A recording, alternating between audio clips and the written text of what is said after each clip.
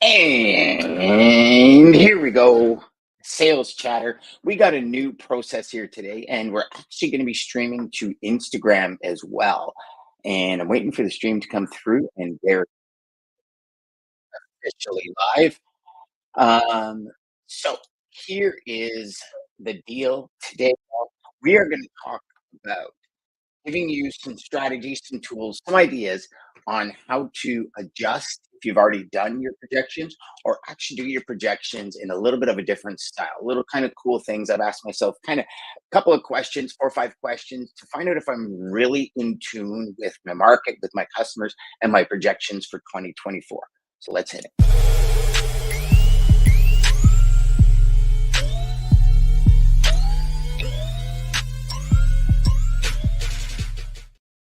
Well, all right. So here we go, my friends. When it comes to projections, right? I think probably most of you have done a lot of the mistakes that I've made in my career when it comes to projections, right? I've looked at it, I can remember back vividly when I first started. A lot of my business came in September, October, November. Those 3 months were busier than ever. I mean, don't get me wrong, I enjoyed it a lot because I had the summer to golf pretty much as I wanted. Um, I didn't have the ups and downs annually, but those 3 months, it was like no vacation. I knew I was going 16, 15, 16 hours a day for those 3 months straight. That was kind of like my routine leading into Christmas. And for all of you that follow me or that have heard my story, it's because I did a lot of wrapping paper. So my two major accounts when I first started were Clio Wrap and Plusmark, both of which were the largest manufacturers of wrapping paper. I think the only two at that point in North America. So all the wrapping paper in North America came out of these two facilities. And so you can imagine the just chaos that went from September to November. But what I always found is in November, at the end of November, beginning of December, I hadn't made a sales call since September. Right. So I'm sitting down to do my projections with my bosses at the time. And I'm going, oh yeah, yeah, yeah. Well, I'm gonna crush, I'm gonna do this much GP in January, this much in February, this much in March. And one thing that became really clear when I didn't do that much GP was the fact that I had no pipeline. I had nothing was full. I had nothing I mean, I was literally starting from scratch because if you just stop following up with somebody for 3.5 months and then refollow up, don't do never expect to just pick up where you left off, right? So what I felt was that I was starting from scratch, but in my head, I was like, "Oh, no, no, no, I got all these sales leads in my system, like, we're just gonna keep rolling." And not to mention January, February, 2 of the slowest months of the year. So what I started doing is I started to look at that, and I started to look at my business. I started to look at my calls. I started to look at my outbound, and I started to relate how many outbounds that I need to make one sale. And that's the way I kind of judged it. But there was 4 to 5 questions that I always started asking myself, which really gave me a good understanding on how to sanitize my pipeline to really understand what my next series or my next round or whatever the wording you want to use of closes of new customer onboardings I was going to get. And so what I wanted to do today is I wanted to review 4 of these questions with you because I think they're the 4 major questions that I would ask anyone in this position right now. If anyone were to say to me, okay, I got a hot lead, right? Because in essence, January and February are really your hot leads that are going to close. So your additional GP, well, number one, understanding your present client base. Like how many of them are shipping in January? What is their typical process? Is it like returns in January, or are they still shipping out? Is it then now their slow season? Like these are all pieces of your projections that you should know. So I'm going to assume that you know. If you don't know, one of the big things you should do today is you should reach out to every single customer and find out exactly when their busy and slow season are, what their projections are for January. And if you're looking for kind of a lead in for that, I would suggest you do something like, hello, Mr. and Mrs. Customer. I want to prepare some capacity for you in the new year. And in order to do that, I just need to understand a little bit about what you expect down the pipe in the next 30, 60 days. Can you give me an estimate? Is it busier? Is it slower than normal? Is the current market conditions impacting that? Like, those are the questions you ask to really get an idea as, okay, this is my baseline for January and February, right? Now that you got your baseline, you can look at your hot leads and say to your hot leads, you start asking a couple of questions, right? So number one is, why are they buying from me? And this is a to me, this is one of the most important questions you will ever ask on any single customer that you bring in. And I say this because if you don't understand the exact reason your customer buys from you, oh, you think, wait, is it because you won an award? A bid award? Is it because you developed some really, uh, you know, group or premium logistics package that they want? Excuse me, are you solving a major problem that they're presently experiencing that's inflicting major pain on? Like, ask yourself this question. And if you can't answer it, in my opinion, they're not really a hot lead. And let me explain to you why. Because this is the fundamental of why they're choosing to go with you as opposed to an incumbent, right? Unless you have a company that literally just started up and has just started shipping and they know nobody else, then there always is going to be somebody in there shipping for them, right? So why are they choosing you over that person? Are they choosing you and that person because they're expanding and they're wanting extra capacity? Like, these are all reasons for buying. If you can't answer that, they're not a hot lead. I can tell you that right now. You might think you're closing, but you're not going to close them because you don't understand why they're buying. And when you understand why they're buying from you, every one of your decisions and your conversations traject towards that buying decision. Okay. So that's number one. Number two is, do you understand their business and how you fit into their goals for 2024, into their plans? Now, this is super important because let's say, for example, you're that secondary supplier coming in. And so you fit into their plans when their business expands, right? So again, understanding when their busy and slow season are, what January, February looks like for them. Now you start asking the question, where do I fit into this plan? And if you're the secondary supplier, hypothetically, we'll use the same scenario the whole way through all these questions. You're the secondary supplier. You fit into the plan when their business grows. So when is that business growing? Does that business not grow until April or May? Well, then you can't include this customer in any kind of projections for January, February, and probably not even April. You probably have to do it in May. So for Q1, that hot lead might not be included in any of these projections. So ask yourself, where do you fit into these plans for 2024? If you fit into the plans where they've got a headache, they've got a pain that's unbearable, and you have the solution, and they're just saying, you know what, let's just wait for the holidays to be over. We're sitting here December 19th right now. Wait for the holidays to be over. And when they're over, then we'll get you in the door. Okay. How long is that going to take? What do you need from me leading up to Jan 1 to get in the door? Because you need to understand this to put this in your projections for January and February. What's the volume? What kind of, how are we going to integrate me into the system? How are we going to do it all at once? Is it going to be a slow burn? Are we going to go 1, 2, 3, 4, 5 steps? Those 5 steps, are we doing a step a week? So now you can't really include this customer in your January projections. You can put them in your February projections. Okay. So understanding how you fit into their overall plans for 2024. Then obviously, you know, do you have agreed upon rates? I can't tell you how many people I've spoken to. He says, I got hot leads. Perfect. Okay. You know, why are they buying from me? I'm not really sure. I mean, I submitted rates. Okay. Did you get confirmation back that they're good? No, no, no, no, no. I just submitted them. We haven't been able to speak, but we had a great conversation. That's not a hot lead. Now, I'm sure most of you understand this, but some people have really hot leads that they've never, you might have certain lanes from, they say, hey, we got these new lanes coming up in the new year. We're going to give them to you, but you don't have pricing in on it. And they don't have competitive pricing in on it, meaning the competition's pricing. So how do you know? Like, what if this lane, this area is not of one that you're vastly involved in? So maybe you don't have suppliers that you have connections. And let me explain to you why. Think of it like this. When I was at my last corporate company, I was dealing with Hertz, and I'm sure I've shared this story before. So Hertz, they do a lot of rentals, like excavating equipment and dump trucks and dozers and huge excavating equipment. Hertz actually rents a lot of this stuff as well, not just cars to people.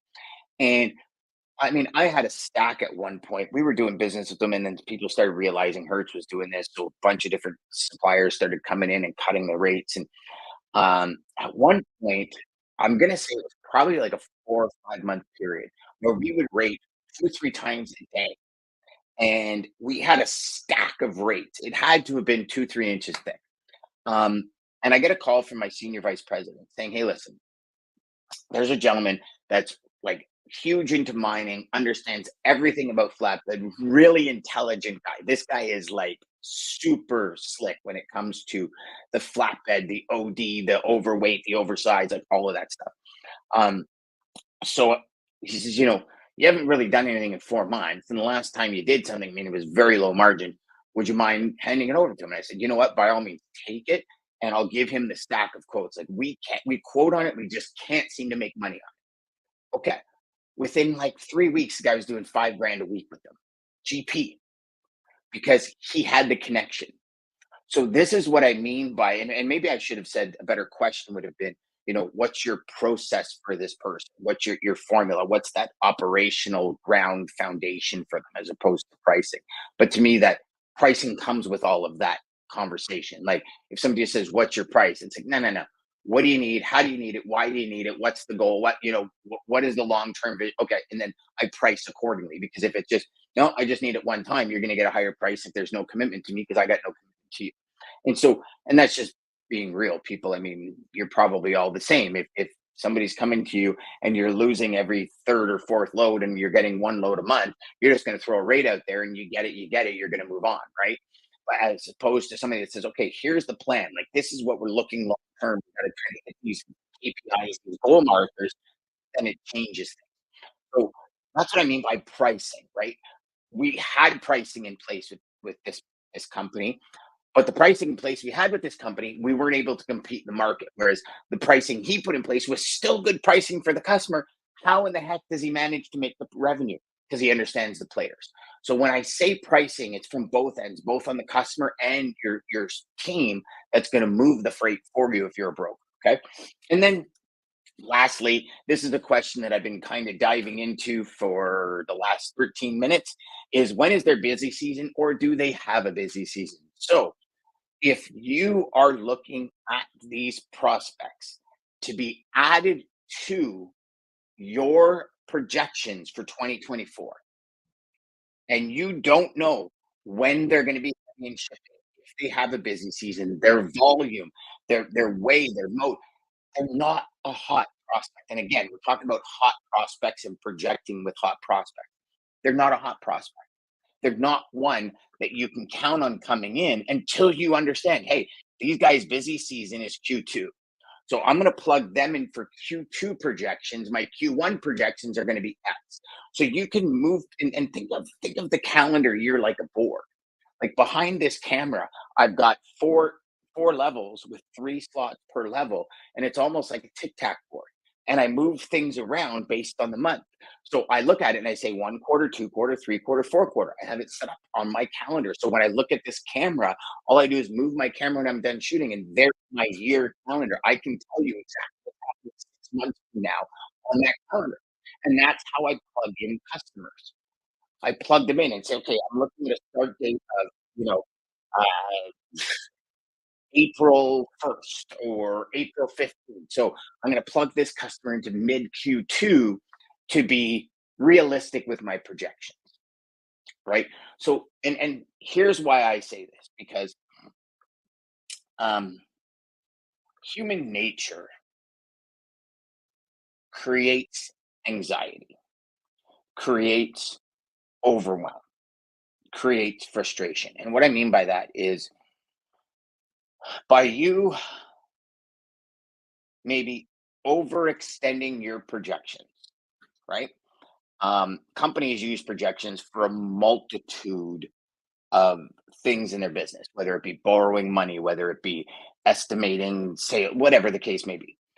Your projections are a big part of that. And one thing I've seen for a lot of people is they come in and they don't necessarily think through a lot of these questions. They just ask you to think through. What happens is, come the end of February, right? They said they were going to do 40 G's GP. They never spoke to their customers about what was going on in the months coming up, what they saw happening, right? Are there still issues getting raw materials? Like, I have a customer right now. They've got millions of pieces on order. They can't fulfill them because they can't find raw material. Now, going if I hadn't asked this, they would be part of my January projections. But I've now said, okay, so when do you think? And they're like, we're hoping by mid-January. By the time we fire things up, it could be mid-February before we get moving again. So I've pulled the entire GP portion of this customer out of my January projection, because the last thing I want to do, and the last thing I'm sure you want to do, and the last thing that your managers want or your supervisors want or your company wants is for you to say, I'm going to be here. And then you're here for 2, 3 months in a row. Now you've got this deficit that's almost, not almost, feels insurmountable. And now what happens? Now you get deflated as a salesperson. Now your company might be saying, "Hey, what the hell is going on? Like, you say A and B is happening. You say you're going to be here. We projected you to be here, and you're here, right? So these are all things that we as sales reps. This is on us. It's on us to know. I mean, I remember when I would present projections, I'd have like a 14-page manual almost with my projections and what I expect to do and how I expected to attain them. And a lot of people were like, well, this is way too much. I just need a number. But that number is just not something you shoot out there. Now, some of you might say, yeah, I can shoot out a number, being in the deficit doesn't bother me. Okay, then don't do it. But I would suggest that you follow these strategies, because as you move, you create that relationship with your customer. As you ask them these questions, they sit back and they go, huh, that's pretty professional. It's interesting that you wanted to know that. You wanted to understand that. I should probably look into that more, because I'm not really even sure. I've had customers say that to me. You know what, Dan? That's a good call. I've never even thought what's happening in January. Let me go talk to sales and see what kind of orders we got coming down the pipe, because I know it's slow. People are on vacation. I've got to figure out if what kind of volumes I have to make sure we can keep this thing moving properly, right? So it's for everybody's benefit that you ask these questions and really dive deep with your customer. The first couple are for you and the last couple are for your customer, right? Like, how do you fit into their plans? That's for you. Those plans will base your actual close date or your close period based on those plans. But those plans, you fit into the equation, because we'll go back to that example, because they're expanding their capacity. If they don't expand their capacity till midsummer, well, now you're in Q2 and 3, like 3 and 4, even, if you will, right? So that's what I wanted to make sure everybody understood today, because I know your projections are already in. Like, listen, we're sitting here 19th of December. Y'all got your projections in. Companies are asking for this stuff in November, but you might want to rethink some of this. And not to mention, now is a really, really great time for all of you that have hot prospects, that have customers, to sit down with them, to give you a reason to say, here's a holiday cheer. Thank you very much for everything. And start asking these questions, with the year we just had, with coming off of COVID, with all the overspend, with maybe the additional warehousing and additional, like, storage that you had of goods. Where are you at selling them? Are you putting any specials on? What's the kind of strategy for the sales team in January?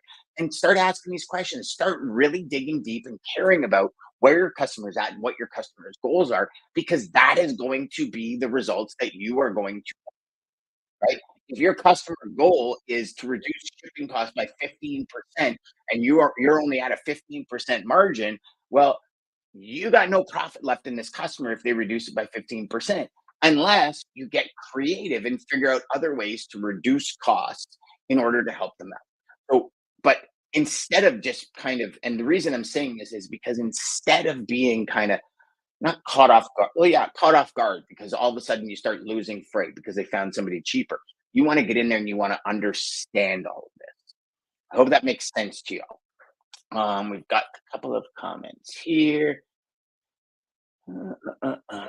So, I hope that makes sense to everyone. I hope you ask yourself these questions.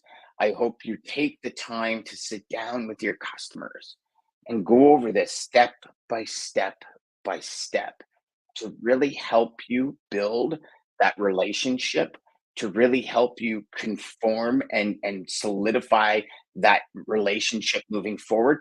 But more importantly, to help you understand where your customers are going, how they plan on getting there, and where you fit into the picture. Because if you don't figure out exactly where you fit into the picture, you're a wandering generality inside the company, right? And in order for long term business to be truly healthy for both parties, there's got to be victories on both sides. And that comes when you understand what they need to be done and you have the ability, you have the manpower, you have the, you know, you possess all the tools, let's say, to get it done. All right. Till next time, my friends, remember, go out there, make every call educational, and crush your sales. We'll talk to you soon. Take care.